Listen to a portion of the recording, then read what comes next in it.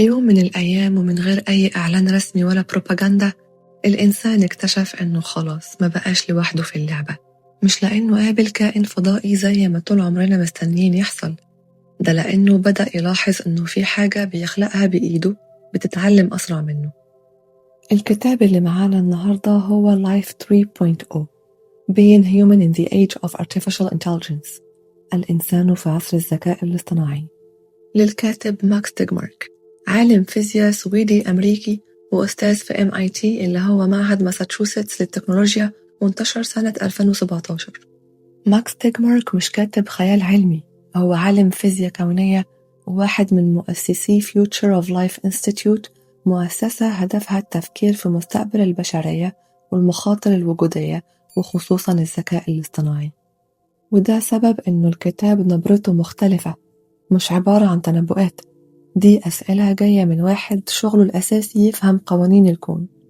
تيجمارك بيقول إنه أغلب الناس متخيلة إنه الذكاء الاصطناعي لسه بدري عليه، وإنه مجرد برامج بتلعب شطرنج أو تقترح أفلام، بس الحقيقة إن إحنا بالفعل دخلنا عصر جديد من غير ما ناخد بالنا. هو بيقول لنا إنه أول حاجة لازم نفرق بين حاجتين إحنا دايما بنلخبط بينهم: الذكاء والوعي. الذكاء مش معناه إحساس ولا مشاعر ولا روح، الذكاء ببساطة هو القدرة على تحقيق هدف. الترمومتر ذكي في إنه يقيس الحرارة، والطيارة ذكية في إنها تحافظ على توازنها، والكمبيوتر ذكي جدا في إنه يحسب ويتوقع ويهزم أبطال العالم في ألعاب معقدة حتى من غير ما يفهم اللي بيعمله. وهنا أول صدمة في الكتاب، مفيش أي قانون في الكون بيقول إنه الذكاء لازم يفضل محبوس في المخ البشري. وتيجمارك بيقول إنه إحنا طول عمرنا الكائن الأذكى على الكوكب، وده خلانا دايما في موقع السيطرة، مش لأننا أقوى بس لأننا أذكى. والأول مرة في التاريخ بنقرب من لحظة يكون فيها الذكاء الأعلى مش بشري، واللحظة دي لو حصلت مش هتكون درامية وواضحة، يعني مش هيطلع لنا روبوت يقول لنا فجأة أنا الشرير. الانتقال هيبقى هادي وتدريجي، وممكن يحصل وإحنا مشغولين بحياتنا اليومية. الكتاب بيشرح إنه الذكاء الاصطناعي دلوقتي مازال نوعاً ما محدود، يعني كل ذكاء اصطناعي شاطر في حاجة واحدة بس: برنامج يكسب في الشطرنج، وبرنامج يتعرف على الوجوه، وبرنامج يسوق عربية. بس السؤال اللي الكتاب كله مبني عليه هو: إيه اللي يحصل لما الذكاء ده يبقى عام؟ لما نظام واحد يقدر يتعلم أي حاجة زي الإنسان أو أكتر. وهنا تيجمارك بيقول لنا المشكلة مش لو ده هيحصل، المشكلة إمتى وهل إحنا مستعدين، لأن العالم مش بيتحرك بالعلم بس، بيتحرك بالسباق. شركات عايزة تكسب، ودول عايزة تتفوق، وجيوش خايفة تتأخر، وكل طرف بيقول لو أنا بطلت غيري هيكمل. ومن غير اتفاق ومن غير خريطة أخلاقية واضحة، الإنسان لقى نفسه بيجري بأقصى سرعته نحو شيء أذكى منه، وهو مش متأكد هو رايح فين. الجزء ده من Life 3.0 مش بيخوفك، هو بس بيخليك تحس إنك واقف على الحافة وبتبص لقدام ومش شايف آخر الطريق. تيجمارك بيقول لنا إنه الحياة على الأرض عدت ب3 مراحل واضحة، وكل مرحلة كانت محكومة بسقف لا يمكن كسره. المرحلة الأولى وهو بيسميها Life 1.0، دي حياة بتتولد، تعيش وتموت من غير ما تختار حاجة. الجسم بيتحدد بالجينات، والسلوك بيتحدد بالغريزة، وأي تغيير محتاج آلاف أو ملايين السنين. البكتيريا والنباتات والحشرات كائنات ناجحة جدا، بس محبوسة جوه تصميم واحد، لو البيئة اتغيرت بسرعة يا تتأقلم بالصدفة يا تنقرض. وبعدين في لحظة نادرة في تاريخ الكون ظهرت مرحلة تانية اللي هي Life 2.0، الحياة اللي تقدر تغير سلوكها من غير ما تغير جسمها، اللي هو الإنسان يعني. تيجمارك بيقول إنه الإنسان مش مميز لأنه أذكى، ده لأنه يقدر يتعلم ويراجع نفسه ويغير طريقته في التفكير خلال عمره القصير. الطفل مثلا بيتولد من غير لغة، وبعد سنين بيبقى شاعر أو عالم أو مجرم من غير ما جيناته تتغير. بس رغم كل ده الإنسان لسه محبوس في جسد واحد وفي مخ اتصمم لعالم قديم.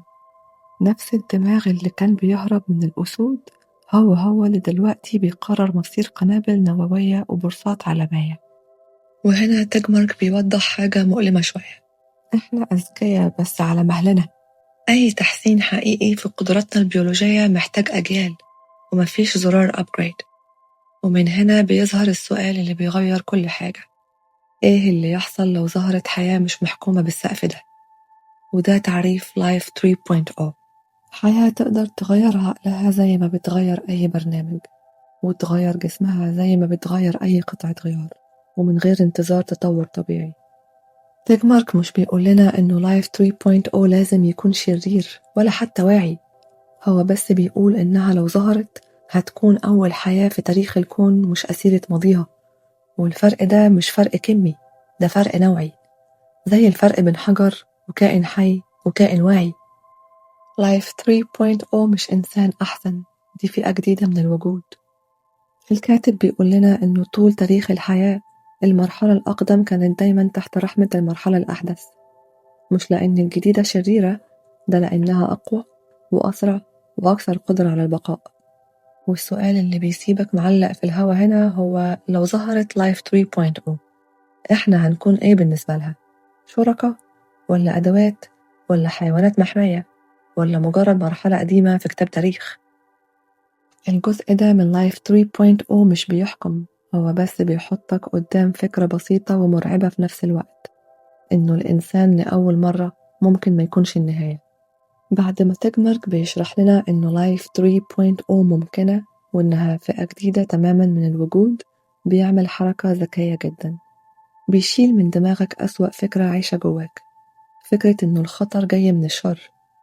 الكتاب بيقول بوضوح: الذكاء الاصطناعي مش محتاج يبقى شرير عشان يدمرنا، مش محتاج يكره البشر، ولا محتاج غضب ولا كراهية ولا رغبة في الانتقام.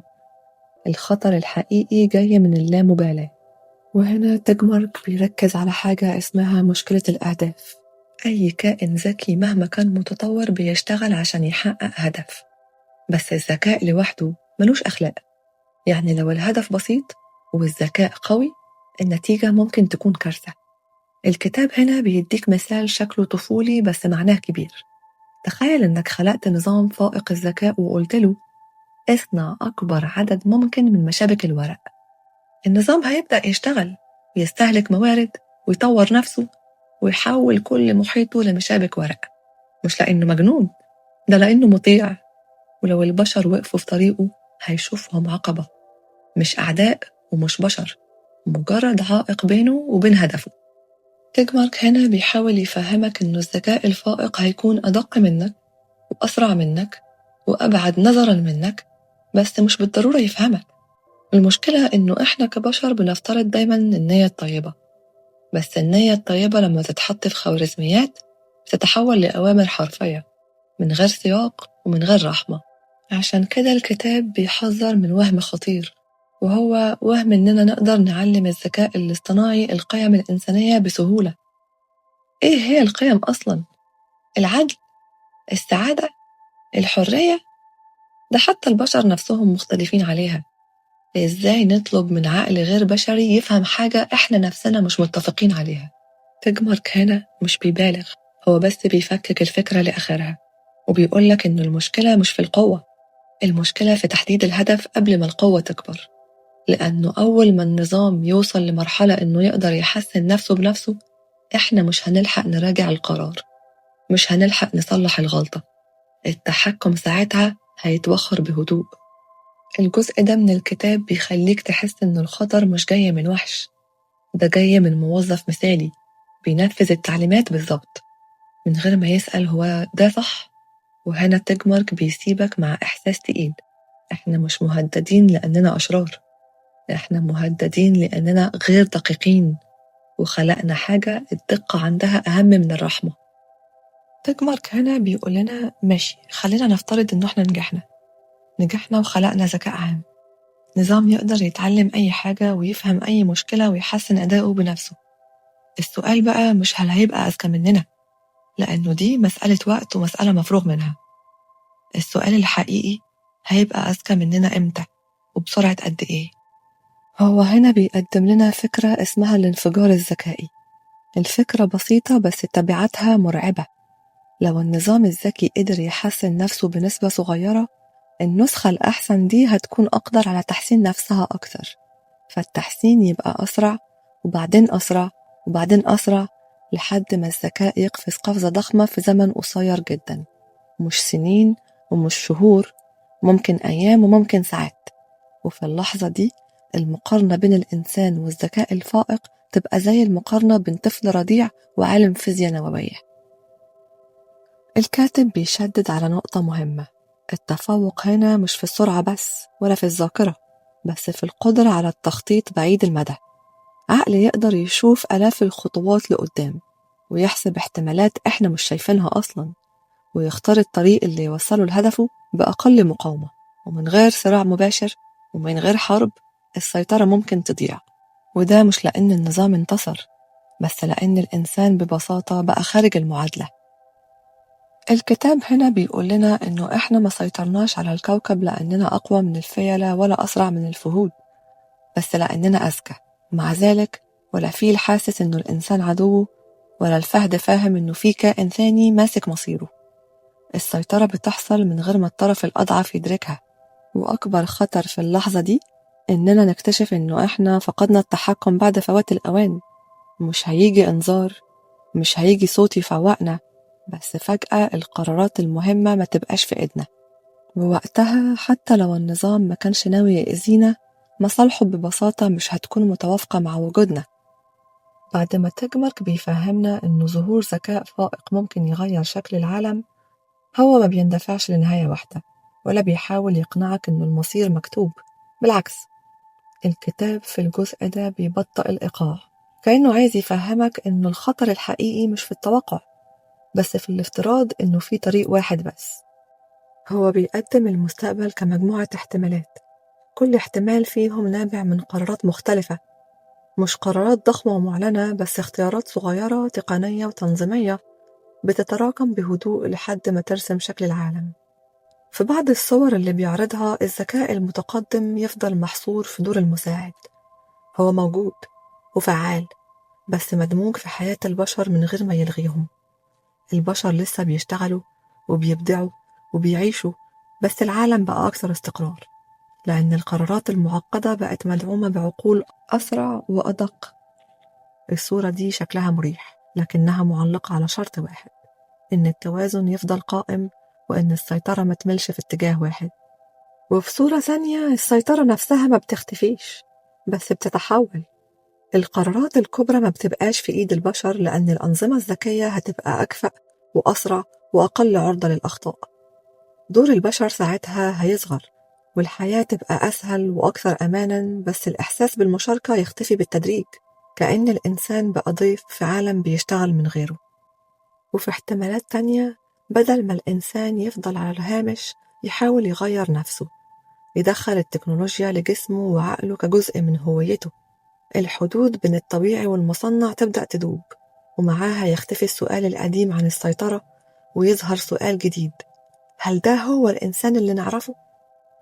وكمان في احتمالات إنه ما تكونش النهاية درامية، البشر ما يختفوش فجأة وما يخسروش المعركة، بس وجودهم يبقى أقل تأثيراً. العالم يكمل والأنظمة تشتغل والقرارات تتاخد من غير ما يكون للبشر دور محوري، يعني ينسحب بهدوء من الصورة. تجمارك في الجزء ده بيسيب الأسئلة الفلسفية شوية وبينزل على الأرض عشان يوريك إن المشكلة مش إنه في ناس بتطور ذكاء متقدم، المشكلة إنه كل طرف فاكر إنه التاني هيكمل لو هو واقف. دول قدام دول وشركات قدام شركات، وكل واحد مقتنع إنه التباطؤ ضعف وإنه الحذر رفاهية. هو بيوصف الوضع كسباق من غير خط نهاية واضح، محدش اتفق ولا فكر إمتى المفروض نقف ولا إمتى المفروض نسأل هل إحنا جاهزين. اللي يهم هو إنك ما تبقاش آخر واحد. مع دخول الحكومات القصة بتاخد شكل مألوف جدا، الأمن القومي بيدخل على الخط، السرية بتزيد والنقاش المفتوح يضيق، لأن الخوف دايما بيكسب قدام الحوار.